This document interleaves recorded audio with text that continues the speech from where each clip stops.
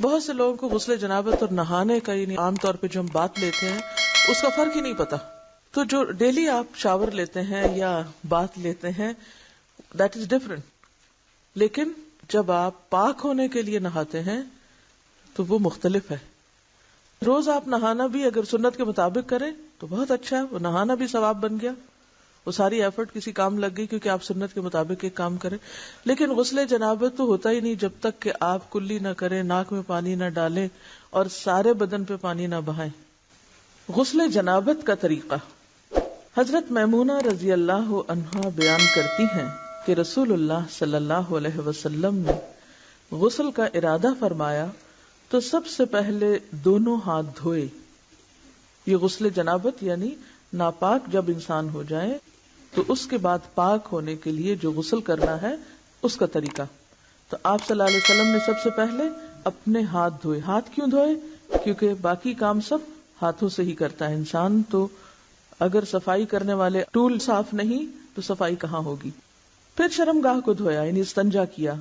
پھر بایاں ہاتھ جس سے شرمگاہ کو دھویا تھا یعنی استنجا کیا تھا زمین پر رگڑا, پھر اس کو دھویا. زمین پہ کیوں رگڑا؟ اس لیے کہ اس زمانے میں صابن اس طرح اویلیبل نہیں ہوتا تھا, تو مٹی پاک کرنے والی ہوتی ہے, مٹی کے اندر ایسی صلاحیت ہوتی ہے جو جرمز کو کل کر دیتی.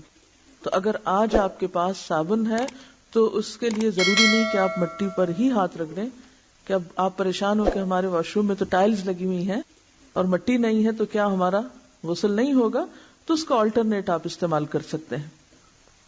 پھر کلی کی اور ناک میں پانی ڈالا, پھر چہرہ دھویا, پھر کوہنیوں تک ہاتھ دھوئے, پھر سر پہ پانی ڈالا اور بالوں کی جڑوں تک پانی پہنچایا. یعنی صرف پانی ڈالا ہی نہیں بلکہ مل کے سر کو بالوں کے جڑ یعنی جہاں سے بال اگتے ہیں اس سارے حصے کو خوب تر کیا. 3 بار سر پر پانی ڈالا, پھر تمام بدن پر پانی ڈالا. یعنی پہلے سر پہ 3 بار ڈال کے اس کو سارا دھو ڈالا, پھر پورے جسم پر پانی ڈالا. پھر جہاں آپ نے غسل کیا تھا اس جگہ سے ہٹ کر پاؤں دھوئے. تو اس کا مطلب ہے کہ باقی وضو آپ نے شروع میں کر لیا اور پاؤں دھونے کا عمل بالکل آخر میں کیا. حضرت عائشہ رضی اللہ عنہا اور حضرت عبداللہ بن عمر رسول اللہ صلی اللہ علیہ وسلم کے غسل جنابت میں وضو کا ذکر کرتے ہوئے فرماتے ہیں کہ آپ نے سر کا مسح نہیں کیا بلکہ اس پر پانی ڈالا.